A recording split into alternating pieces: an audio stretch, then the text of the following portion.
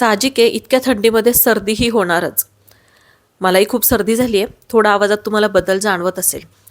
Chicken घेऊन आले, मस्त त्यामध्ये मीठ आणि हळद कालवून घेतली आणि हे चिकन थोड्या वेळासाठी बाजूला ठेवूया, कारण एक छानसं छोटंसं वाटण बनवायचं आहे. वाटणामध्ये लसूण घेतलाय, आलं आणि मिरची, फक्त मिरची एकच घातली मी इथं, जास्त तिखट नको ह्याला, कारण हे जे अळणी रस्सा आहे तो आपण असाच पिणार आहोत. छान आपलं ओबडधोबड वाटण इथे झालेलं आहे. मोठ्या पॅनमध्ये अगदी थोडंसं तेलावरती बरेच खडे मसाले मी इथं घातलेले आहेत. जे अवेलेबल असतील खरं तर ते सगळे खडे मसाले इथे वापरा. जिरं घालून मस्त ते वाटण जे आहे ते परतून घेऊया मध्यम आचेवरती.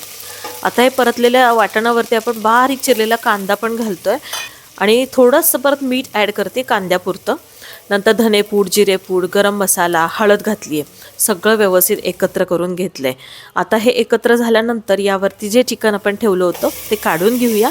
चिकन पण छान परतून घ्यायचं आहे. लगेचच पाणी घालायची घाई नाही करायची. अगदी 5 ते 7 मिनटासाठी ताट झाकून ठेवलं आहे, त्यावरती पाणी घातलं आहे. हे पाणी जेव्हा थोडं कोमट होतं तेव्हाच आपण यामध्ये घालणार आहोत. बारीक चिरलेली कोथिंबीर भरपूर वापरली आहे. जेव्हा चिकन शिजतं त्यानंतर आपल्याला हवं तेवढं पाणी घालायचं आहे. गरम पाण्याचाच वापर करायचा आहे. दणदणून उकळून घेतलेला हा अळणी रस्सा मस्त फुरक्या मारत पिला.